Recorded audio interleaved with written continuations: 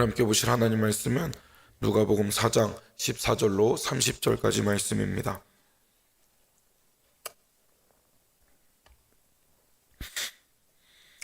누가복음 4장 14절로 30절까지 말씀 한 절씩 읽겠습니다. 예수께서 성령의 능력으로 갈릴리에 돌아가시니 그 소문이 사방에 퍼졌고 친히 그 여러 회당에서 가르치시되 뭇 사람에게 칭송을 받으시더라. 예수께서 그 자라나신 곳 나사렛에 이르사 안식일에 늘 하시던 대로 회당에 들어가사 성경을 읽으려고 서심해 선지자 이사야의 글을 들이거늘 책을 펴서 이렇게 기록된 데를 찾으시니 곧 주의 성령이 내게 임하셨으니 이는 가난한 자에게 복음을 전하게 하시려고 내게 기름을 부으시고 나를 보내사 포로된 자에게 자유를 눈먼 자에게 다시 보게 함을 전파하며 눌린 자를 자유롭게 하고 주의 은혜의 해를 전파하게 하려 하심이라 하였더라. 책을 덮어 그 맡은 자에게 주시고 앉으시니 회당에 있는 자들이 다 주목하여 보더라. 이에 예수께서 그들에게 말씀하시되 이 글이 오늘 너희 귀에 응하였느니라 하시니 그들이 다 그를 증언하고 그 입으로 나오는 바 은혜로운 말을 놀랍게 여겨 이르되 이 사람이 요셉의 아들이 아니냐. 예수께서 그들에게 이르시되 너희가 반드시 의사야 너 자신을 고치라 하는 속담을 인용하여 내게 말하기를 우리가 들은 바 가버나움에서 행한 일을 내 고향 여기서도 행하라 하리라. 또 이르시되 내가 진실로 너희에게 이르노니 선지자가 고향에서는 환영을 받는 자가 없느니라. 내가 참으로 너희에게 이르노니 엘리야 시대에 하늘이 3년 6개월간 닫히어 온 땅에 큰 흉년이 들었을 때에 이스라엘에 많은 과부가 있었으되 엘리야가 그중 한 사람에게도 보내심을 받지 않고 오직 시돈 땅에 있는 사렙다의 한 과부에게 뿐이었으며 또 선지자 엘리사 때에 이스라엘에 많은 나병 환자가 있었으되 그 중에 한 사람도 깨끗함을 얻지 못하고 오직 수리아 사람 나아만 뿐이었느니라. 회당에 있는 자들이 이것을 듣고 다 크게 화가 나서 일어나 동네 밖으로 쫓아내어 그 동네가 건설된 산 낭떠러지까지 끌고 가서 밀쳐 떨어뜨리고자 하되 함께 읽겠습니다. 예수께서 그들 가운데로 지나서 가시니라. 아멘. 귀한 월요일 새벽으로 기도로 시작하시는 모든 성도님들 가운데 하나님의 은혜와 기쁨이 넘치시기를 주님의 이름으로 축복합니다. 지난주에는 여러분이 기도해 주시고 많이 협력해 주셔서 중고등부 연합수련회를 은혜롭게 잘 마쳤습니다. 작년에 비해서 아이들이 더 믿음이 자라는 것이 보였고 또 아이들이 힘껏 기도함을 통하여서 또 충만한 은혜를 누리는 시간이었습니다. 앞으로도 우리 중고등부 사역을 위해 많은 기도 부탁드리겠습니다. 우리는 누가가 기록한 예수님의 생애를 함께 읽어나가고 있습니다. 이제 30세 공생애를 시작하시게 된 예수님은 세례 요한에게 세례를 받으시고 또 40일 동안 광야에서 시험을 당하십니다. 그리고 그 이후에 갈릴리 나사렛으로 돌아오신 이후에 있었던 일들이 오늘 기록되었습니다. 광야 시험이 마친 이후에 성령의 능력을 경험하신 예수님은 갈릴리로 돌아오시면서 본격적으로 공생의 사역을 시작하고 계십니다. 예수님은 회당에서 이사야 선지자의 예언이 오늘 성취되었음을 선포하시고 그 말씀을 들은 나사렛 회당의 원로들은 깜짝 놀랍니다. 하지만 오늘 읽었던 말씀에서 나왔듯이 선지자가 고향에서 배척받듯이 예수님 역시 고향에서 환영받지 못하고 거절당하신 내용이 오늘의 내용입니다. 함께 읽었던 14절과 15절의 말씀 함께 읽겠습니다. 예수께서 성령의 능력으로 갈릴리에 돌아가시니 그 소문이 사방에 퍼졌고 친히 그 여러 회당에서 가르치심에 뭇 사람에게 칭송을 받으시더라. 아멘. 예수님께서 이제 갈릴리로 돌아오셨다라는 기록이 또 돌아오셔서 많은 복음을 전했던 내용들이 기록됩니다. 이제 성령님께서 예수님께 강림하셨고 또 성령이 광야로 그를 이끄셨고 이제 성령의 능력을 덧입으신 예수님의 사역이 기록됩니다. 누가는 예수님께서 갈릴리로 돌아오셨다라는 소문이 이미 갈릴리에 파다하게 퍼져 있었음을 이야기합니다.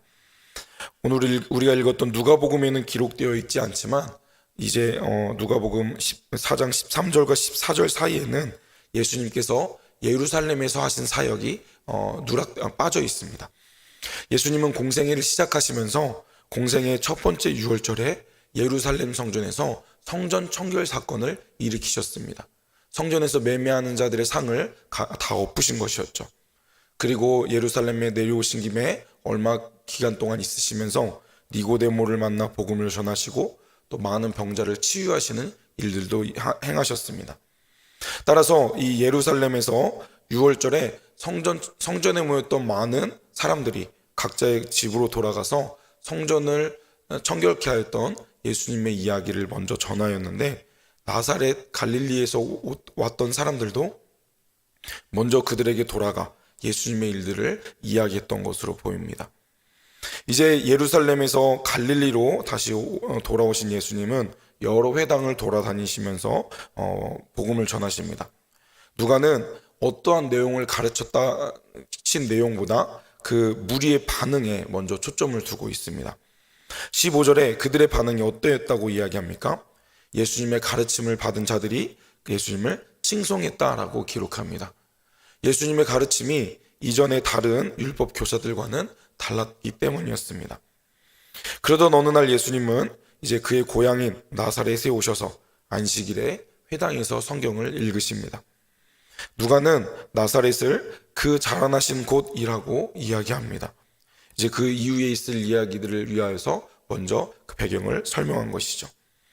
예수는 이제 나사렛에 오셔서 안식일이 되자 습관을 따라 회당에 가십니다. 그리고 그 회당에서 예수님께서 어떤 일을 행하셨는지를 순서대로 기록하고 있는데요. 예수님은 회당 앞으로 나가십니다. 그리고 성경을 읽으려고 쓰시죠. 그러자 어떤 이가 예수님께 이제 두루마리로 된 율법을 전해 주셨는데 아마도 회당장일 것으로 예상됩니다. 회당장으로부터 성경 말씀을 받으시고 그것을 읽으려고 서신 이후에 그 두루마기를 건네받은 예수님은 그것을 펼쳐서 예수님께서 낭독하실 그 대목을 찾으십니다. 그리고 그 말씀을 낭독하신 이후에 책을 말아 다시 그에게 건네시고 자리에 앉으십니다. 그리고 예수님이 읽으신 성경의 그 의미를 해석해 주시는 그런 과정들을 거치시는데요. 오늘 예수님께서 낭독하신 본문은 이사야가 구원의 복된 소식을 선포했던 말씀이었습니다. 18절과 19절의 말씀 같이 읽어보겠습니다. 내게 임하셨으니 이는 가난한 자에게 복음을 전하게 하시려고 내게 기름을 부으시고 나를 보내사 포로된 자에게 자유를, 눈먼 자에게 다시 보게 함을 전파하며 눌린 자를 자유롭게 하고 주의 은혜를 전파하게 하려 하심이라 하였더라. 아멘. 이 이사야의 예언은 이제 앞으로 오시게 될 메시아 그리스도가 무슨 일을 행하실지에 대해 선포하는 내용입니다. 그리고 이 내용은 정말 예수님께서 오셔서 이 땅 가운데 이루신 일을, 예수님이 하신 사역의 주제를 담고 있는 그런 기록이기도 했습니다. 오늘 사건은 예수님께서 이 땅에 오신 그 목적을 선포하는 사건이기도 했습니다. 예수님은 이 첫 설교를 통하여서 자신이 이 세상에 보내신 그 목적이 무엇인지에 대해서 말씀하십니다. 그것은 하나님의 나라를 이루시는 일입니다. 언약을 이루는 사역이었던 것이죠. 그것을 이사야 선지자를 통해 말씀하신 그 희년이 성취되었으므로 예수님은 말씀하고 계십니다. 희년이 성취된 것은 바로 하나님의 나라가 도래했음을 의미하는 사건입니다. 예수님은 자신의 이후에 진행하실 말씀과 활동을 통하여서 주의 은혜가 도래하였음을 선포하셨습니다. 이제 가난한 자, 포로된 자, 눈먼 자, 억눌린 자들은 참된 자유와 소망을 얻게 될 것임을 예수님은 말씀하신 것이죠. 그런데 기억해야 될 것은 예수님의 이러한 자유와 선포는, 해방은 어떤 정치적인 해방이나 독립이 아니라 영적으로 이제 죄의 문제가 해결되는 그런 참된 자유를 누릴 것임을 말씀하시는 것임을 우리는 잊지 말아야 합니다. 예수님은 정말 그 선포하신 대로 그 일을 이루신 분이셨습니다. 주 여호와의 영으로 기름 부음을 받고 가난한 자들에게 복음이 선포될 것입니다. 포로에게 자유를 주고 눈먼 자가 다시 보며 눌린 자를 자유케 함으로 주의 은혜의 해를 선포하시는 것이죠. 여기에서 가난한 자는 누구를 의미하는 것일까요? 사회적으로 소외된 계층들을 의미한다고 볼 수 있습니다. 실제로 예수님의 사역은 이제 맹인들을 치유하는 사역들로 등장하고, 또 여기에서 말하는 포로와 맹인들은 복음을 필요하는 모든 대상들을 의미하는 것으로 확대 해석할 수 있겠습니다. 맹인이 눈을 뜨는 것, 또 갇히고 억눌린 자들이 해방되는 것, 이것은 복음을 나타내는 강력한 상징적인 의미로도 볼 수 있습니다. 이처럼 예수님은 이제 하나님의 은혜의 새 시대가 도래했음을 이 사건을 통하여 선포하신 것이죠. 그렇다면 누가 그러한 하나님의 희년의 해, 하나님의 나라를 누릴 자격이 있는 것일까요? 예수님께서 말씀하신 그 희년의 나라에 합당한 자들은 이제 하나님이 필요 없이 그냥 배부른 자들에게는 그것이 합당하지 않습니다. 자신을 하나님의 은혜가 필요한 가난한 자로 여기는, 또 눈먼 자, 포로된 자라고 스스로를 인정하는 자들에게 그러한 능력이 임하게 될 것임을 우리는 기억해야 합니다. 주님이 찾으시는 자는 자신을 선민이다라고 인정하는 이스라엘 사람들이 아니었습니다. 이 세상에서 바랄 것 없는 권세자나 부자를 의미하는 것도 아니었습니다. 그리고 예수님에 대한 영적인 갈급함을 가진 자들이 이 희년을 누릴 수 있는 자임을 우리는 잊지 말아야 되겠습니다. 이제 이렇게 예수님께서 이 두루마리의 내용을 낭독하시고 그것을 말아 회당장에 돌려주시고 앉으십니다. 그러자 회당 예배에 참여한 모든 자들이 예수님을 주목하는데요. 되게 성경을 낭독한 이후에 그것에 대한 해설을 곁들였다고 합니다. 그런데 예수님의 입술에서 특별한 의미가 설명되지 않았던 것이죠. 그러자 그 이후에 예수님은 기다렸다는 듯이 그 해석을 말씀하십니다. 이어서 21절의 말씀 한번 같이 읽어보겠습니다. 이에 예수께서 그들에게 말씀하시되 이 글이 오늘 너희 귀에 응하였느니라 하시니. 아멘. 말씀하시되 라는 말은 이제 말씀하시기를 시작하셨다 라는 의미로 해석할 수 있습니다. 예수님께서 읽으셨던 이 이사야서의 말씀 내용을 구체적으로 설명했던 것으로 예상됩니다. 하지만 누가는 그것을 간략하게 이야기하면서 그 예언이 오늘 너희의 귀에 성취되었다라는 말로 예수님의 말씀을 요약합니다. 누가는 앞서서도 기록되었지만 이제 청중들, 무리의 반응을 좀 더 치중하여 기록하고 있습니다. 그 예수님의 선포에 무리는 어떠한 반응을 보일까요? 먼저 그 무리는 놀라움 속에서 그를 두고 무엇인가를 증언합니다. 22절 이어서 같이 읽겠습니다. 그들이 다 그를 증언하고 그 입으로 나오는 바 은혜로운 말을 놀랍게 여겨 이르되 이 사람이 요셉의 아들이 아니냐. 아멘.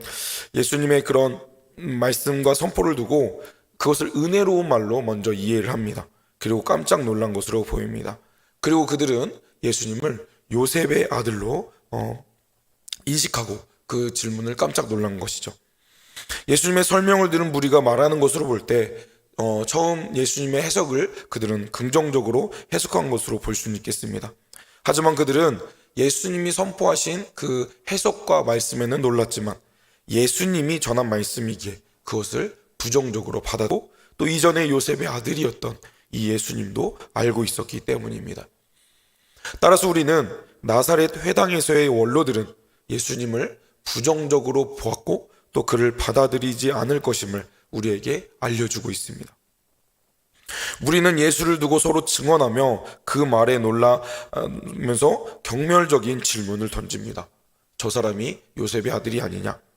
그렇게 혼란스러워하는 그들에게 예수님은 한 번 더 말씀을 선포하시는데요. 23절의 말씀 같이 읽어볼까요? 예수께서 그들에게 이르시되 너희가 반드시 의사야 너 자신을 고치라 하는 속담을 인용하여 내게 말하기를 우리가 들은 바 가버나움에서 행한 일을 내 고향 여기서도 행하라 하리라. 아멘. 예수님은 그들의 내면을 꿰뚫는 예리한 말씀을 이제 던지십니다. 너 자신을 고치라 라는 그런 속담은 당시 의사를 향한 모욕적인 속담이었다고 합니다. 그것을 인용하시면서 이 무리가 자신에게 이전에 가버나움에서 행하였던 가나 혼인잔치의 기적을 고향 나사렛에서도 행해보라고 비아냥될 것을 예견하신 것입니다. 그러면서 선지자가 고향에서 환영받을 일이 없다라는 것을 선언하십니다. 고향에서의 배척은 곧 이스라엘의 전체의 고향인 예루살렘에서의 배척을 암시하는 것으로도 볼 수 있습니다. 이것은 나중에 끝까지 예수님을 거절하는 그런 유대인들의 조롱이 이어질 것임을 예상하는 반응이었습니다. 이제 예수님은 그들의 잘못된 반응을 지적하시면서 엘리야와 엘리사의 이야기를 설명해 주십니다. 예수님은 엘리야 시대에 이스라엘에 가뭄과 흉년이 있었지만 선지자 엘리야는 이방 땅이었던 시돈에서 사역했던 이야기를 설명하십니다. 이스라엘에게 흉년이 있었기에 이스라엘 땅에서도 어려움 당한 과부들이 많이 있었을 것입니다. 하지만 하나님은 이방 땅인 시돈의 한 사렙다 과부의 집에서 엘리야를 통하여서 이적을 행했음을 말씀하십니다. 그리고 이어서 엘리사에게 있었던 이야기도 말씀하시는데요. 엘리사 선지자 시대에 이스라엘에도 수많은 나병 환자가 있었지만 정작 치유함 받은 나병 환자는 이방 수리아 장군이었던 나아만 뿐이었음을 예수님은 말씀하십니다. 이 두 가지 경우를 통하여서 예수님이 무엇을 말씀하고 싶으셨던 것일까요? 이 이야기는 지금 회당에 앉아있는 모든 유대인들이 이미 알고 있는 익숙한 이야기였습니다. 그런데 이 이야기를 통하여서 당시 엘리야와 엘리사가 자기 백성으로부터 거절과 배척을 당하였음을 예수님은 말씀하시는 것입니다. 하지만 그런 상황 속에서도 하나님은 다른 곳에서 이방인과 연약한 자들에게 은혜를 베푸셨음을 예수님은 강조하시는 것이죠. 이방 사람인 사렙다 과부와 나아만 장군이 하나님의 은혜를 경험한 것을 예수님은 주목하고 계십니다. 결국 하나님의 은혜를 경험한 자들이 누구입니까? 주류 당시 유대인들이 아니라 이방인이자 가난한 자임을 예수님은 말씀하신 것이죠. 하나님의 선지자를 거절한 이스라엘은 은혜를 받을 수 없었습니다. 놀라운 일을 경험할 수 없었습니다. 그것처럼 지금 예수님을 거부하는 회당의 무리는 은혜를 받을 수 없게 될 것임을 예수님은 말씀하신 것이죠.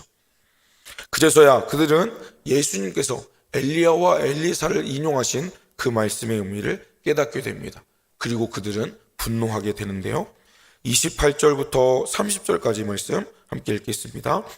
회당에 있는 자들이 이것을 듣고 다 크게 화가 나서 일어나 동네 밖으로 쫓아내어 그 동네가 건설된 산 낭떠러지까지 끌고 가서 가서 밀쳐 떨어뜨리고자 하되 예수께서 그들 가운데로 지나서 가시니라. 아멘. 그들은 이제 예수님의 가르침을 자신들을 향한 도발임을 깨닫게 됩니다. 그래서 그들은 크게 분노하여 예수님을 동네 밖으로 쫓아내어 이제 예수님을 낭떠러지로 떨어뜨리려 했습니다. 이제 산 위에 이 나사렛이 위치하였기 때문에 그 어기로 끌고 가서 낭떠러지로 예수님을 떨어뜨리려고 했던 것이죠. 여기에서 누가가 더 구체적인 이야기는 다루고 있지 않습니다. 하지만 그들이 그러할 계획을 가지심을 예수님은 미리 아시고 그들을 피해 위기를 모면하신 내용으로 기록됩니다. 이것처럼 예수님의 공생의 첫 이 나사렛에서 사역은 은혜를 선포하며 새 시대가 도래했음을 알리는 일이었습니다. 하지만 그러한 예수님의 선포에 유대인들은, 특별히 나사렛 원로들은 예수님을 받아들이지 않고 배척합니다. 역설적이게도 이스라엘은 오랜 기다림 속에 메시아가 오실 것임을 기다린 자들이었습니다. 그들은 세대가 거듭될수록 메시아가 오실 것임을 다음 세대들에게 회당에서 전하였고 그것을 교육하였고 그들은 율법을 지키기 위해 노력하였습니다. 하지만 오히려 그들의 그러한 열심은 하나님이 보내신 진짜 메시아이신 예수님께서 오셨을 때 그 예수님을, 그 메시아를 알아보지 못하게 되었습니다. 하나님의 아들이신 예수님께서 직접 오셔서 그 메시아가 나이며 그때가 너희에게 도래했음을 선포하였지만 그 누구보다 고향 사람들은 예수님이 말씀하신 그 복음의 본질보다는 요셉의 아들인 그 예수님을 메시아로 인정할 수 없었습니다. 그들은 오랜 시간 자신이 상상하였던 자신들의 메시아를 기다린 자들이었습니다. 하지만 그들의 그런 기대가 왜곡되어서 메시아를 바라보지 못하였고, 정말 이 땅에 오신 예수님을 메시아를 눈앞에 경험하였지만 그들은 자신이 기대했던 모습과 그 메시아가 달랐기에 예수님을 강하게 밀쳐내게 되었습니다. 결국 그렇게 예수님은 고향이었던 나사렛에서 환영받지 못하십니다. 예수님은 그들에게는 요셉의 아들이었기 때문이었습니다. 너무도 잘 알고 있다 생각하였고 성경에 대해 그릇된 확신을 가지고 있었기 때문에 그들은 예수님을 받아들이지 못하였던 것이죠. 그들의 잘못된 환상이 예수님을 바라보는데 장애물이 되었습니다. 여러분은 어떠한 하나님을 믿고 계십니까? 우리가 잊지 말아야 될 것은 우리가 생각하는 하나님의 모습은 실제 하나님의 모습과 다를 수 있다는 사실입니다. 우리는 우리의 상상으로 각자가 경험한 하나님을, 각자가 만난 하나님의 모습을 우리는 그것을 기억하며 하나님을 섬깁니다. 그런데 그것은 나의 왜곡된 신앙심과 성경 지식으로 잘못 상상된, 잘못 기억된 하나님의 모습이 될 수 있음을 우리는 잊지 말아야 합니다. 따라서 내가 만들어낸 하나님이 아니라 내 상상과 내 필요에 맞게 하나님을 만들어내는 것이 아니라 왜곡되지 않는 성경이 말씀하시는 그 하나님을 우리가 바르게 바라볼 수 있어야 되겠습니다. 그렇기 때문에 우리의 그런 경험이나 상상이 아닌 말씀을 근거하여 더 깊이 있게 말씀을 묵상하는 훈련이 우리에게 필요한 것입니다. 오늘 하루 나의 눈이 하나님의 뜻을 왜곡하지 않아야 되겠습니다. 내가 섬기고 싶은 하나님의 뜻이 아니라 하나님이 원하시는 섬김을 행하는 믿음이 우리에게 필요하겠습니다. 그렇게 오늘 하루 하나님 말씀에 민감히 반응하며 하나님을 바르게 이해하실 수 있는 복된 하루가 되시길 주님의 이름으로 축복합니다. 사랑해 주님, 오늘 예수님께서 나사렛에서 배척당한 말씀을 함께 생각해 보게 하신 감사합니다. 그들의 왜곡된 시각으로 예수님의 그런 복음을 바라보지 못하였고 인간 예수님을 바라보아 예수님을 배척하였던 그들의 모습을 생각해 보게 하심 감사합니다. 우리 또한 우리가 상상한 하나님이 아닌 성경이 말씀하신 하나님을 바르게 이해하고 하나님을 바르게 순종할 수 있는 믿음의 사람들이 될 수 있도록 주님 함께하여 주옵소서. 그리하여 우리가 바른 믿음으로 하나님의 뜻을 헤아려 하나님께서 원하시는 매일의 삶을 살아갈 수 있도록 주님 함께하시고 역사하여 주옵소서. 그리하여 날마다 주님과 동행하며 말씀을 바르게 읽고 해석하는 복된 하루하루의 삶이 될 수 있도록 우리의 삶을 인도하시고 주님 역사하여 주옵소서. 오늘 하루 주님께서 은혜 베풀어 줄 것들을 기대하며 나아갑니다. 우리의 모든 것 대신 예수님 이름으로 기도 올려드립니다. 아멘. 들었던 말씀 생각하시면서 함께 기도합시다. 우리가 하나님을 바르게 이해할 수 있는 그런 은혜를 주시라고 기도해 주십시오. 지난주에 다음 세대의 많은 부서 사역들이 은혜롭게 마쳤습니다. 이번 주에 초등부 겨울 성경학교가 진행되고 특별히 수요일에는 시니어 대학도 개강합니다. 주님, 우리 추정교회가 다음 세대의 소망이 있고 또 시니어 사역에 은혜가 있게 해달라고 기도해 주십시오. 또 이어서 다음 주에 진행될 세봄 은혜 집회 가운데도 충만한 은혜를 경험할 수 있게 해달라고, 그래야 2월과 3월 하나님의 은혜 안에 더 나아가는 우리 추정교회가 되게 해달라고 기도합시다. 이 시간 개인적인 기도 제목들을 놓고 연약한 성도들 위해 기도해 주시며 주여 한번 부르시고 합심해서 기도하겠습니다. 주여.